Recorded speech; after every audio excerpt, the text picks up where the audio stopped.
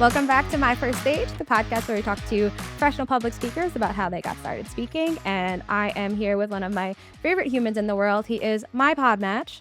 And Alex Sanfilippo, he is the founder of PodMatch. He has been helping independent podcasters grow their podcasts and monetize for years. He's one of the most respected names in podcasting, and I'm so happy to have him here. So, Alex, thanks for hanging out with us. Sarah, thanks for having me. And I feel like I have to share that story of me becoming your Podmatch, you becoming my Podmatch. We were at a Do it. conference in, I don't know where, We're somewhere in in Houston. Houston. That's it. Yes, we were in Houston. Thank you. We were in Houston, and you brought like this. You had like a booth set up, and but you brought all this stuff to make bracelets and stuff like that. It was like really cool. And then you made one, and it said, "Will you be my Podmatch?" And you gave it to me, and I was like, "Absolutely, thank you so much." So, Don't leave out the important detail of before I gave it to you, I asked your wife for permission. well, yes, you're right. That is an important detail. Thank you, Alicia, for that permission. I would never do that without permission. I was like, "I'm not hitting on him. It's just a really good pun. Can I do this?" And she's like, "I'll allow it." That sounds like Alicia. Yep. But I feel like for the first, like, entire time I've known you, all I do is just embarrass myself in front of you. Because one of the first times we met, you had invited me to speak on one of your summits. I sent you my presentation, the video, and then I never heard from you again. And then in my mind, it was because you hated it, you hate me, you never wanna see me again, and I should just stop doing anything that I'm doing. So I see you at the next conference, I think it was Podcast Movement, and I am literally about to hide behind a trash can because I'm like, "I can never show my face again." And you came up to me, you're like, "Oh, your thing was so great, thanks so much for sending it." And I'm just, "You didn't use it." Apparently, you had pushed me to the next one, but you didn't tell me. So I had spent about 6 months just thinking that, "You hate me, I'm stupid, why am I doing this?" I actually remember that because that first interaction, it felt really awkward because I was like, "Oh, it's so good." And the reason we pushed it from the one that you originally submitted for to the next one is we had almost all the speakers picked, but your talk was so good that I wanted to be have one of the key spots. So I just told the team, I'm like, "Hey, just push this one back because it's really good. I wanted to have like one of the premium spots so everyone can hear Sarah." And then my fault, totally the team's like, "Okay, cool. So then you're gonna tell Sarah?" I was like, "Yeah, yeah, sure." And then I never reached out to you. So then I see in person, I'm like, "Sarah, you're amazing." And you're like, "Oh, what?" The roster of speakers comes out and I'm not on it, I'm just like, "Okay, that's how I know that he changed his mind and he hates me, and I'm just gonna stop doing anything and never show my face again and hide behind trash cans." We've cleared the air now, though. We're good, right? Eh. Okay. We're here today. We're here today. That's probably good enough for everybody, right? We've moved past it. You are my pod match There we go. forever, and I forgive you, but no, there's so many times where I'm just like, "I just need to stop talking to him because I just keep embarrassing myself." Oh, I kinda love that. That's great. It's fine. But speaking of speaking, Great segue. thank you, I tried really hard. Uh, this is my first stage, and I know you have been on many stages, and what was the first one? How to get started? Okay, so dates are a little tough for me with this, but I actually started off by speaking at I was part of a really big aerospace organization, and so I was speaking in front of teams there a lot, and I actually got sent to a Dale Carnegie leadership speaking thing. It was like 8 weeks, and I learned really well to speak in front of teams, but the teams are people, like, that were my managers that I knew, and so I don't really count that, but I will give it credit because it taught me a lot of the tactics for keeping people engaged, but the room was easier because I was paying the room, right? So they were like, "Alex, you're great," like, always applauding and all that, right? Because I was writing their paychecks, signing it at the end of the day. So, but the first time I really got on a stage, I don't consider to be that one, and granted, I showed up with a little bit of experience because of that. I believe it was 2016. It was actually a WordPress event. At that point, I had got into doing some blogging. I didn't know much about the tech side of WordPress, but I understood how to write a coherent blog post in a way that search engines actually enjoyed it, right? They would actually rank it somewhere. And so that was my first real speaking gig where I had like a full presentation. I didn't know the room. And it was really cool. I'll never forget. I was backstage and Alicia was my wife was back there with me. And I just told her, I was like, I don't know how I got here. I was like, in all honesty, I have no idea like like these people are professionals. I've like watched all of them on YouTube. I've seen them on all the instructions on how to use WordPress. Like I've asked some of them questions, but I'm about to speak in front of all of them. And it actually went really well. I mean, I was very nervous and If I rewatch it today, I'd probably cringe a little, but it was one of those things that, like, I felt really good when I ended. I got really great feedback, and so many people said, "Hey, you're like the guy who knows about blogging in the WordPress world now." Like, from that one stage, like, immediately hearing that. And, granted, it was a room full of nerds, right? They're all developers and coders at that point because that was the only way to use WordPress. But it was really a great experience, and I believe fully set me in motion this idea of being someone who trains around the idea of content creation. And so I look back at that first stage as a really great experience for me. And then how did you switch over from, like, blogging to podcasting? Because there are definitely ties, but, like, what was that journey for you? Yeah, so I continued using WordPress, built some friends in the space that kind of helped me keep a website going, and I eventually learned how to do my own website, and then I already had the blog part of it down, right? And so I was writing a lot, but I found that I don't know how to describe it other than the fact that I was listening to podcasts and I found that the one dimensional of just writing wasn't enough for me anymore. Like, I wanted more. And so I started a podcast and I just started making really good blog posts. This is before the days of like transcription services or AI or anything like that, right? So like it was actually me creating a really great blog post that had a complementing podcast episode to go with it. And I learned how to embed it and do all that stuff. Again, this is earlier and showing my age here a bit with all this, but it was I was one of the few people I believe that was doing that at that time. And so my speaking just kind of followed what I was actually doing. And so my speaking was about blogging, and then it was more general content creation, which ended up really segueing into what became my primary passion, which was podcasting. And so I went from speaking all these all these WordPress events to speaking at some content conferences, I suppose. I don't even know what to call them. Like maybe they're more specific towards blogging and stuff like that, to segueing over to actually talking about podcasting. And that first one was actually a conference that you and I have both attended many times, but Podfest. And, it was actually really funny. The first time I didn't know there was I didn't know that there was podcasting conferences, Sarah. I had Yeah. literally no clue.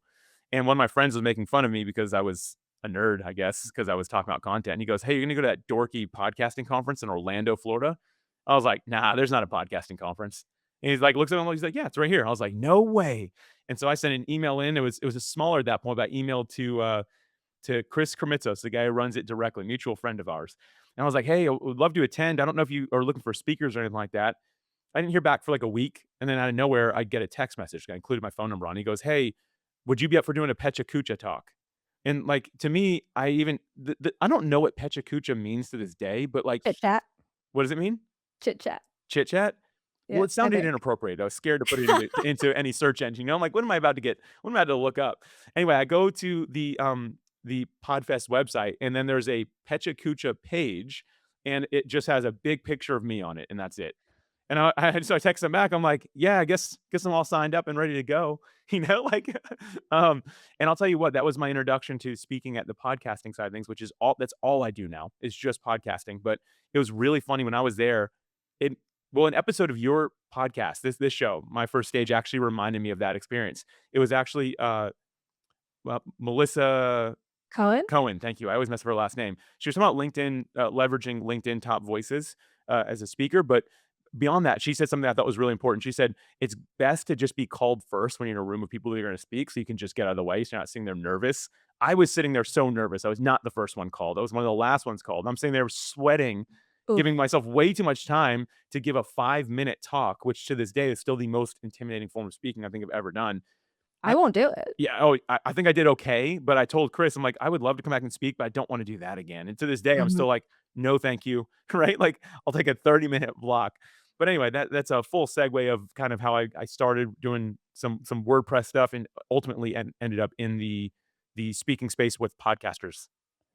I actually turned down Pecha Kucha at this last one. I was so late on getting my submission in to speak, and so they're like, "Oh, all we've got left is, like, Pecha Kucha spots." I'm like, "Okay, no, thank you." And it's like, I used to kind of think of the Pecha Kucha as, like, entry level, like, this is, like, the thing that's the first time speakers do. Like, you have to be a pro to do Pecha Kucha. Like, I was wrong, and I will admit it, 'cause I get on stage and I can have 30 minutes, 45 minutes, an hour, it doesn't matter. I have no idea what's gonna come out of my mouth the moment I step on that stage. And sometimes it's good things, sometimes it's probably not. But for Pecha Kucha, you have 5 minutes, your slides are preset, kind of like a TED Talk, and you have to be able to follow the slides in perfect timing because 'cause they're moving for you, and you only have 5 minutes. No.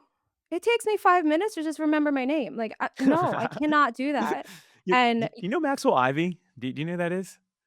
He goes by the blind blogger. yes, the blind, yep. He went right I before didn't me. wanna say the blind guy. Yeah, yeah, the blind blogger, that's his tagline. Okay. Um, he went right before me when I did the Pecha Kucha, and he Yeah. crushed it, and that made me even more nervous. I'm like, "He doesn't see his slides," and I even told him afterwards, I'm like, "Man, I hope this isn't inappropriate." I'm like, "How'd you stay on track with your slides?" He's like, "I just knew my talk."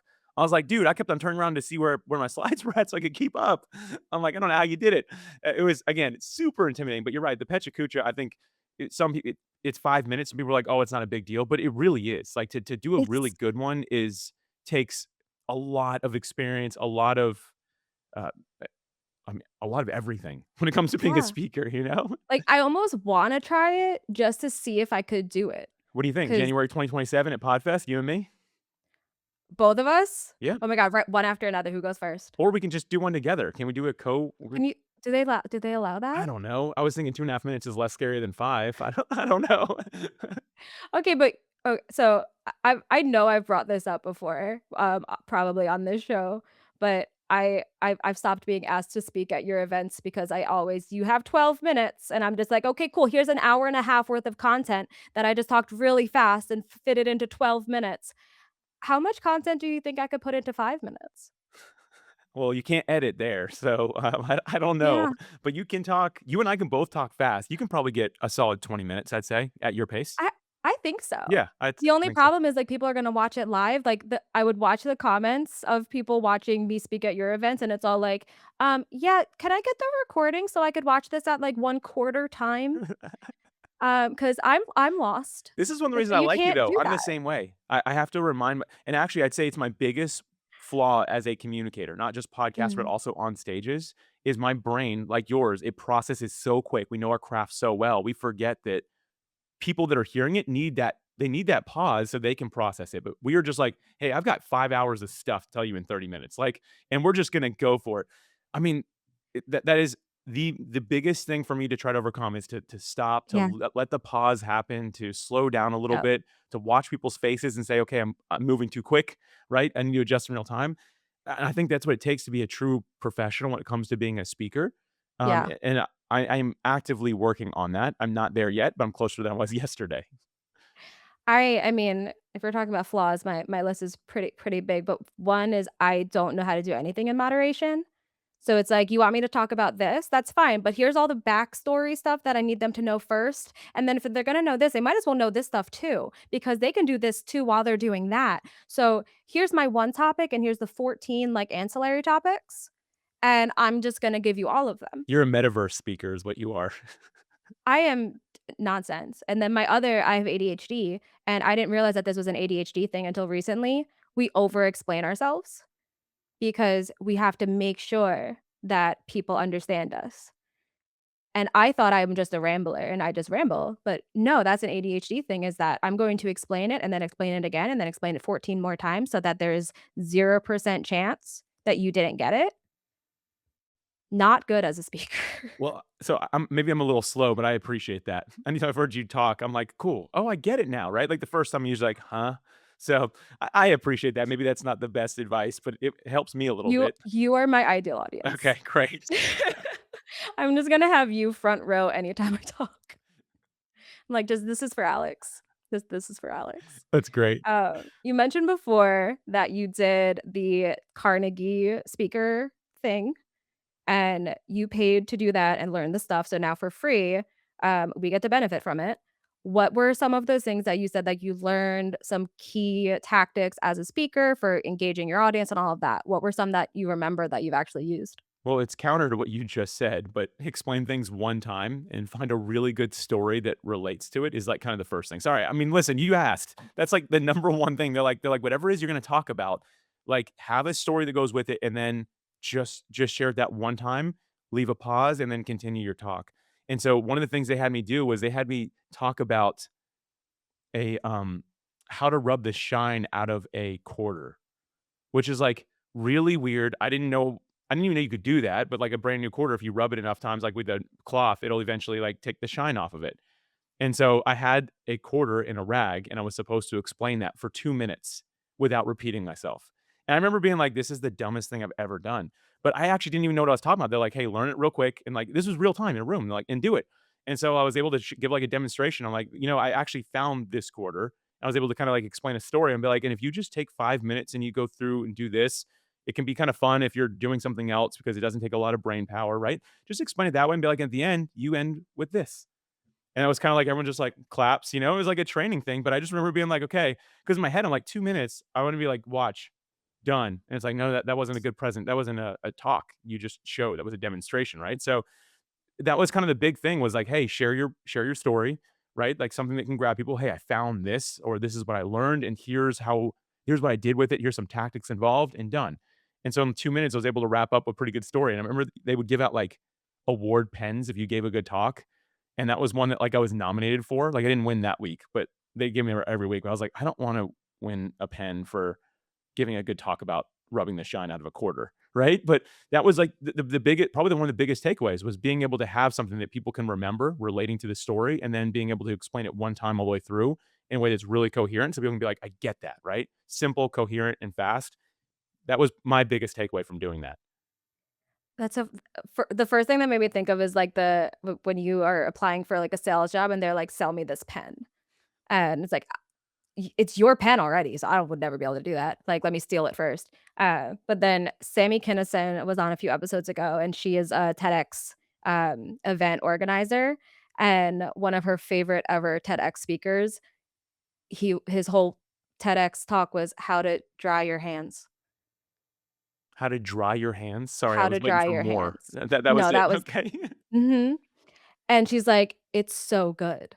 And if we have like, what an event where everyone's, like, talk is, like, really heavy, I'll just play that one to break it up, and it's usually people's favorite of the day.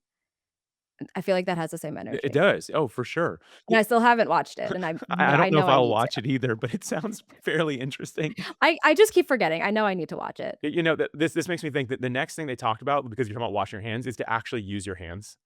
And I've had Oh, to like, while you're speaking, like, talk while with you're your speaking, hands? like, move around, and I'm very What a good segue. thanks, yeah, it was great. Better than the segue we had earlier, I think. I'm just kidding, yours was great. Um Speaking of speaking. So that actually, like, I'm Italian, and so when my family is super animated, we move our hands, everything. I hit the microphone 24/7 now, but at first, I don't know why, it's like who I was as a person didn't translate well on a stage, and I stood there stiff as could be. And that was, like, the biggest thing they had to break. Or I just, like, kinda played with my hands, like, had them folded up. And, there's a really, there's an excellent book called Captivated, or Captivate maybe, Vanessa Van Edwards, and she talks a lot about like the way that we use our hands. And one of the first ways you establish trust with people is show them your hands. So if your hands are in your pockets, behind you, anything like that, yeah, jazz hands. That's what we can do, right? But if your hands are just kind of out of view, then it immediately builds a little bit of distrust. And at first, I was kind of like, I don't know about Like, that. you're Because hiding people's about something. to caveman days, like they could have a weapon. I was like, I don't know. And then I started realizing that when I was out in public and somebody would be walking around with their hands in their pockets, my brain would immediately go to, I wonder what I wonder what's in their hand. Why is it in their pockets?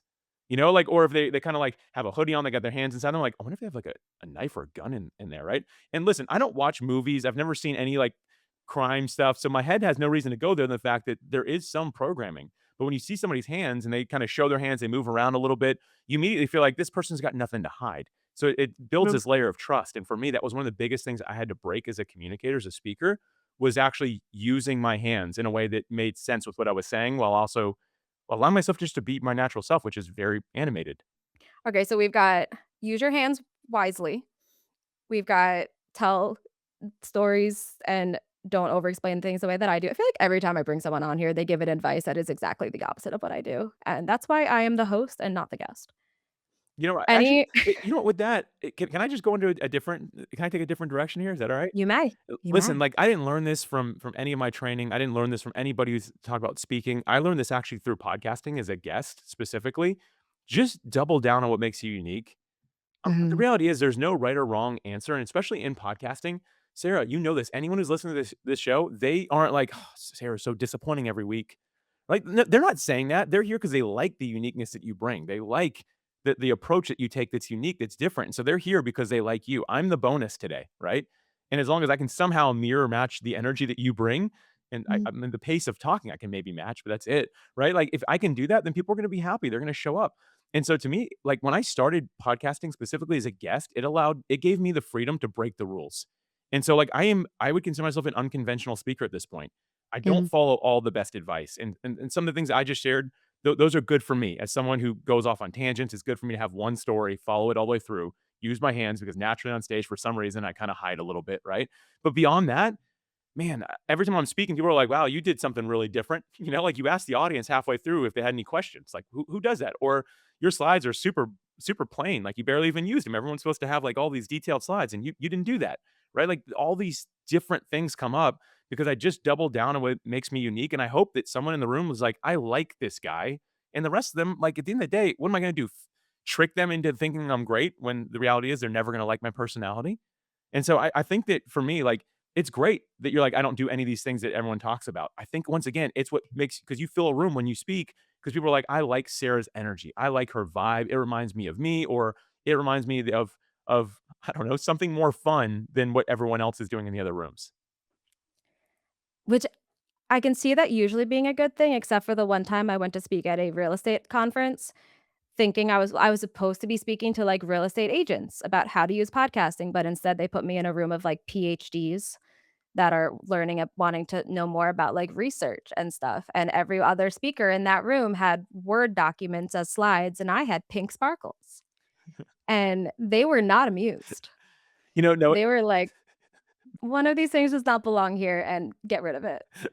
you know, being in the right room is important though, isn't it? Right? Like I think that that matters a lot. And actually that I think that that's an important point for speakers. Like don't accept every opportunity to speak. Just like I don't Mm. accept every opportunity to be a guest on podcasts. I don't accept everyone to be a guest on my show. Like we've got to pick the right room where our energy is going to naturally flow because if not, you do enough of that, you beat yourself up into a box and you start changing. And so for me, like I say no to speaking opportunities all the time because I know the way I show up. And when I look at what they're doing, especially to your point, like I got invited to speak at like I can't remember what it's called, but it's a university that puts on this like smart guy, smart lady conference. And I'm like, listen, y'all, I just said y'all, you're not going to like me there, right? Like I'm not going to be a good fit for this. And I'm not selling myself short. I just know that I'm not going to have fun. I'm probably not going to be the right fit. It's probably going to be mediocre at best. So why don't I go somewhere where I know, hey, it's going to be really good and people are going to love it. That's the stage I want to be on. I was at an event and 2 of the, like, main speakers said "y'all" while they were talking, and both of them stopped and were like, "My mother just rolled over in her grave because I said y'all." Meanwhile, I was in the back and I had a basically like a nameplate necklace, but instead of my name, it literally said "y'all," and I was wearing it at that moment, and I'm like, "Alright, so perhaps not my people. Perhaps I should not speak, and if I do have to speak here, I'm going to be very careful and not say y'all, because apparently that's frowned on. You're walking around holding, Pick like, your you know, room. talking about weird hand placement. You're walking around just like, Don't look holding your neckline, right? And people are like, "What's wrong with her?" I'd be like, don't look at it. Nothing. This is just where I keep my hands." Yes, and I'm wearing a necklace that says "You space all," or I'm from New York, so I guess it would be like "Yous guys." Apparently we say that. I've always said y'all, but I feel like it is really important to know what room. Do you have any advice or, like, ways that you have kind of sussed out if it's gonna be your room or not? I always start with the organizers because the energy Mhm. kinda stems from them. And so, example, there's actually conferences in podcasting I don't speak at because the vibe I get from the organizers is not it's not the same energy I'm going to show up with. Just like I Drop gauge a names. Who is it? excuse me? Drop names. Which one? Oh, come on. We're not gonna do that, are we? Do it, do it. You're gonna edit this out. I'm just gonna tell myself you're gonna edit this out. Podcast Show London specifically right now. Every time I talk to Okay. the organizers, I'm down to sponsor. But what I'm not down for is getting a stage because I sponsored. I want to earn my space. And they straight up said, "Hey, you pay this much money until you get a speaking slot." I'm like, "So you're telling me your speakers are gonna suck? They just have money, right?" And like I actually called them out on that. And they're like, "We don't care about that." And I was like, "Fine." I was like, "If that's what you want," I'm like, "That's not my conference." Like I'm gonna go where I've earned the spot because I'm actually a good communicator and can serve people. And so I'm not talking bad. Like if that's their approach, by the way, that's fine. I just know that's not my people. That's not the energy I want to bring. I will, I'm fine to sponsor, but I'm not fine for paying to speak somewhere. I want to earn that spot. And there have been conferences where I've just turned it down because of that. And like that's just one example. Again, no shade. That's fine. If that is their tactic, that's the way they want to do it. That's fine. But for me, that's like one of the energy things I look for. But beyond that, it's also if it's like, hey, like, can we become some sort of affiliate beforehand, or can we do this? If there's anything that feels like this is gonna be strictly transactional, I'm out. But beyond that, like I Yeah, already shared, like if it seems like it's super smart, super educated people, they're gonna expect like a PhD level talk. Like that's not me. I'm scrappy. I'm yeah. quick. I'm gonna make jokes along the way. I'm gonna fumble over my words. I'm gonna have a really good time. And that's the energy I look for. I look for the conference, the organizer. It's like we have so much fun. Like this community is like a family. Like as soon as I hear those words, I'm like, I'm in for that, right? And so that's the first way I identify it. Beyond that, if I can look at any past sessions, I know a lot of these events are closed these days, so you can't really check that. I'll go to their social media. I'll talk to a past speaker. I'll see if I know any other speaker. If I know another speaker, I'll ask them for their experience. But I try to do my due diligence, and I know making it sound like it takes a long time. This takes 10 minutes to do. Right? Yeah. It's just a little initial like recon to see, okay, like what am I potentially going to commit to? Or if I'm the one reaching out, like I might spend a little bit more time saying, okay, before I reach out, let me make sure this is the right room. I've spoken in some really wrong rooms. And I've learned this the hard way. And typically, I'm really unhappy with my performance at those spaces. Not because I walk in with the wrong mindset or attitude. It just reinforces the fact that like I don't belong here. No one belongs everywhere. And so it's okay. I'm not like putting a pity party on myself. Like I just don't belong in some rooms, and that's okay. The more you can learn to know those and show up in the right ones, though, the better. The first time, because I used to work in finance. I worked in, like, wealth management, and I left the industry because of how much I like, the pressure I was putting on myself to be a financial professional and make everything blues and grays and corporate and boring, and I couldn't do it. And the first time that I was speaking at a finance conference after leaving the industry, it was so tempting to go back to pretending I'm a finance professional. Like, I brought the monkey suit. Like, I haven't worn a blazer except for my one pink blazer that I wear because it's pink. Like, I haven't worn a blazer in years. I don't wear, like, suit pants and the pointy-toed shoes. Like, I can't do it. It's just not me, but I brought them, and I put them on that morning, and I just looked at myself, and I'm like, uh-uh, I can't. And I changed into jeans and a leather jacket, and I went and spoke in that. And I completely forgot that in my slides for that presentation, there was an entire slide about authenticity and showing up as yourself. And when that came up, I was like, "Imma tell y'all a quick story," and just told them that. And people were, like, actually really impressed that I didn't do what I thought was expected of me. And I had someone book a call with me just to thank me for showing up authentically, because she's like, "We see the super professional, polished people at these conferences. You're the first time, like, it was a breath of fresh air." That's such a I love that because I think that that's what comes down to at the end of the day is authenticity. Like, is the person on stage the person I'm gonna get if I get to meet them? And unfortunately, too many times it's not the case. The speaker that Mhm, you've heard that's so dynamic, so engaging, you talk to them, they're like, "Hey, what's up? Yeah, no, I'm an introvert. Leave me alone." Right? Like, and that's kind of what you get. But the fact that you show up so authentic that you just admitted to the fact that like I wore a different outfit and then I forgot about this slide, right? Like, I imagine the whole room was like respect, respect earned, right? It's weird because inside our voice in our head and in our chest says people are not going to like this about you, right? But the mhm. reality is people love that. I mean, more than anything, is just being yourself. And in everything I do, like as a podcast host, a podcast guest, a speaker on stage, even the way I still write copy, I want you to get the real me. If you meet me in person, I want to be like, wow, this is exactly what I expected, right? Like that's what I want you to say. And I'll be like, oh, that Alex guy, whoo, he's something else, right? Like I don't want you to say that. And so I love that you have like that in my mind that story should be shared all the time, Sarah. That's amazing. I think it's in my book actually too. I think I talk about it.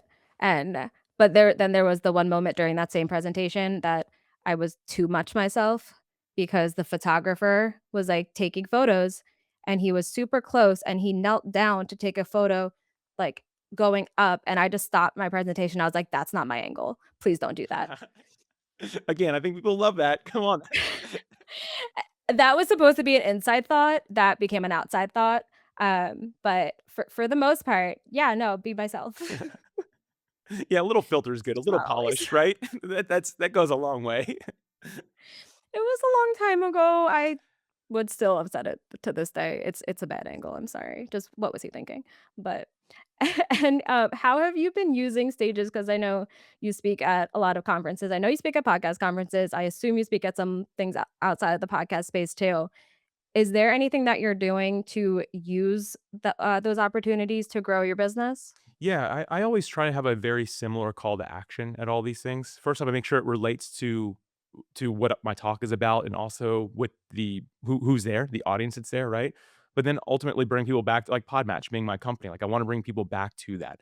And so I don't always have like a sales pitch at the end of my talk. A lot of people have like the QR code and stuff. And sometimes I'll leave that up at the very end. But often if I know it's like a room where I know that they're gonna be very interested in data, right? If this is like a data driven room, then somewhere during my talk, I'll be like, hey, I'm gonna reference some statistics right now, but on the screen is a QR code and or a link that you can write down that'll take you to a monthly report that I do about the podcasting industry.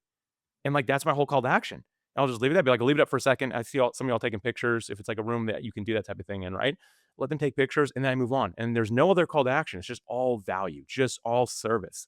And so for me, I do make sure that I'm strategic to mention what is gonna make the most sense for that room, and at the end be like, "And by the way, you can you can sign up for PodMatch right now," when and the reality is they might not be ready for that yet, right?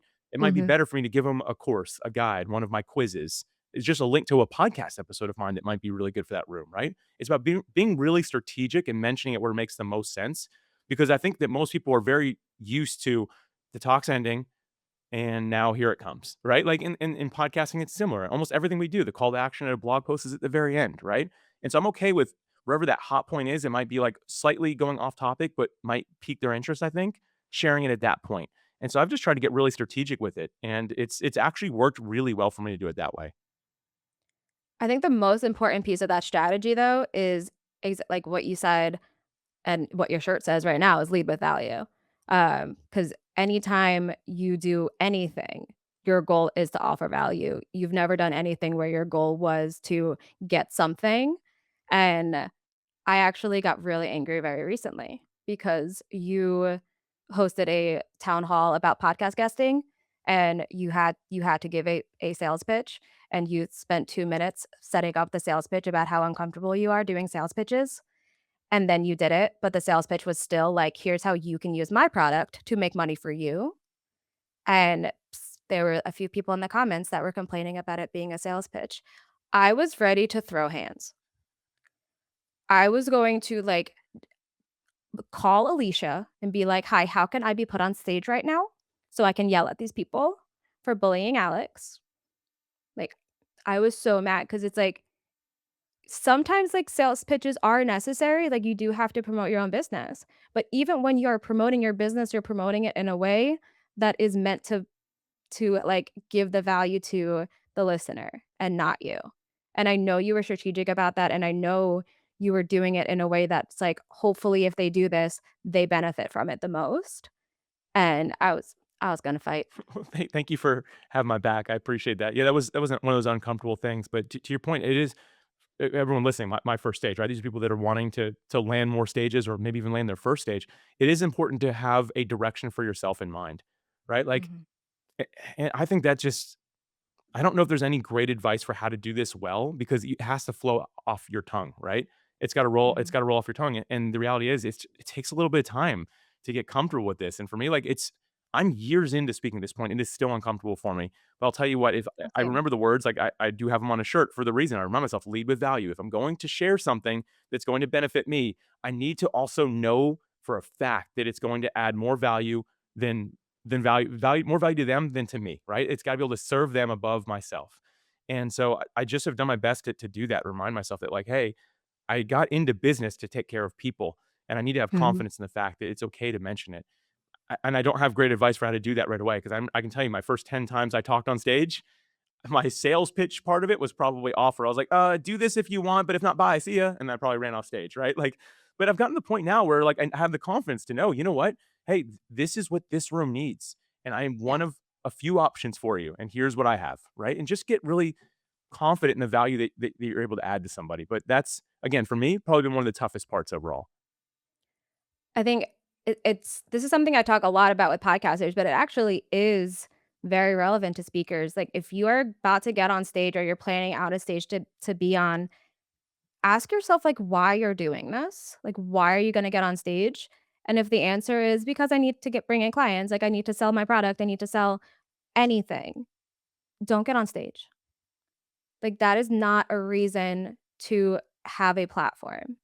And, like, when I talk to podcasters and I ask, like, "Why do you want a podcast?" And they say, "So I can monetize it or so I can bring in sponsors, I could sell my course, I could build my business." I'm like, "Mm-mm, I'm not working with you on your podcast until you change that answer." Like, your answer has to be to offer value to other people, to help people understand this, to teach this. The rest of it is, like, secondhand, like, that will come naturally if you do the first part correctly. If you offer that value, you will get something back. If your only goal is to get something, you can like it's like you said with the speakers that pay to be on the stage, you could tell they paid to be up there. They're not doing anything but trying to sell. Yeah, that's it seems and the whole room knows it, like, that's the thing, like, even if we're really good at selling stuff, like, people can see the core of another person so quick. They can feel the authenticity versus the, like, there's something's coming," right? Like, we've all got that, right? Like, that's not just a skill that we have today that are hearing this, right? Everyone seems to have that.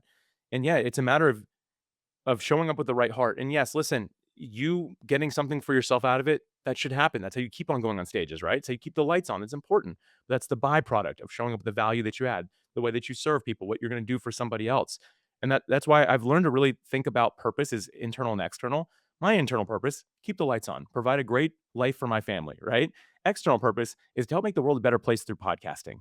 And so my primary objective is to do that external purpose because as a byproduct, the internal purpose will take care of itself, right? And so for me, I just stay focused on how do I make podcasting better for guests and hosts? What do I do to make that happen? And it seems like the better I get at that, the more I tend to get paid. And it just works that way. And I'm selling less than I ever have. And I do it Mhm. more naturally than I ever have because I'm just focused on the primary, that external purpose that I have. And so I think that when you can show up on stage and do that really well, people can feel it. They can see it. It's the soggy sandwich principle. I don't know that. I'm sorry. The soggy sandwich. I always forget that that's not a real Okay, thing. cool. I'm making sure I was about to start looking it up. I'm like, "How have I missed this?" I haven't missed it. It's not a real thing. I said this on a podcast once, I think it was when I hosted Branded, and everyone just stopped and stared at me. My grandfather or my great-grandfather had a saying that when you lay your breads upon the waters, they come back to you in sandwiches. Basically, if you give, you get more back. And but then my sister tried to explain this saying when she was a little inebriated, and she couldn't remember what it was and just started saying something about soggy sandwiches. So now anytime that comes up, my first thought is like, "Soggy sandwiches. It's a soggy sandwich principle." And I that needs to become a thing, like, we need to make fetch happen so that people stop looking at me like I'm crazy when I say it, but it makes sense. Yeah, it does, and you say enough times, people get it. Just keep it going, Sarah. You're gonna that's I'm what your just Pecha Kucha talk is about, all right? That's it. yes. Chris, are you listening? I'm going to do Pecha Kucha about sake sandwiches. Cool. Anywho, I don't have a good segue, like I ever do. Any last piece of advice to people who want to get started on stages or get on bigger stages or use stages in any way? Yeah, I actually think it goes along with what we just shared at the end is being able to sell without sounding salesy because that's one of the most difficult parts for me. And actually, it's something that you shared. It was referenced earlier in this conversation about how Mm. Sarah was hiding behind a trash can because she didn't get to talk on my stage when in reality I was just giving her a better spot. So I want everyone to go actually listen or watch that. So you can listen to it or watch it. I think it's like 12 or 14 minutes, and it's how to sell without sounding salesy. And I think it's in my mind one of the best trainings I've ever heard on it. So again, it's condensed like a TEDx talk. If you go to podmatch.com/EP/207, podmatch.com/EP/207, and hopefully Sarah will link to it in the show notes as well. I don't mean to put words in your mouth. I'm a podcaster. I can't help it. Um, I'll do it. that'll I'll do help it. you a lot. I think that that's the next step after hearing this is to figure out that tactic because the rest is showing up authentically, being yourself in it. I think we did a good job explaining that. So it's really figuring out that last piece of the puzzle. Especially because both of us are over explainers. So you know what? We nailed it. Yep. How can people find out more about you and what you're doing and PodMatch and all the great stuff? Yeah, if you go to that same spot, podmatch.com/EP/207. The links are all there. You'll find me everywhere you go on that page. So I try to do a good job being present there. Any way you reach out, you're going to get me. I don't use AI. I don't have any virtual assistants. It will be me if you reach out and want to chat. So, but Sarah, seriously, thank you for what you do here. This is such a great show. I've been enjoying it as a listener myself. Oh, I'm so glad to have you here, and you are always my pod match, so it's about time I had you over. Thank you. And thank y'all, everyone, for listening. Hit that subscribe button so you can keep coming back and hearing from more great speakers like Alex. I'll see you next week.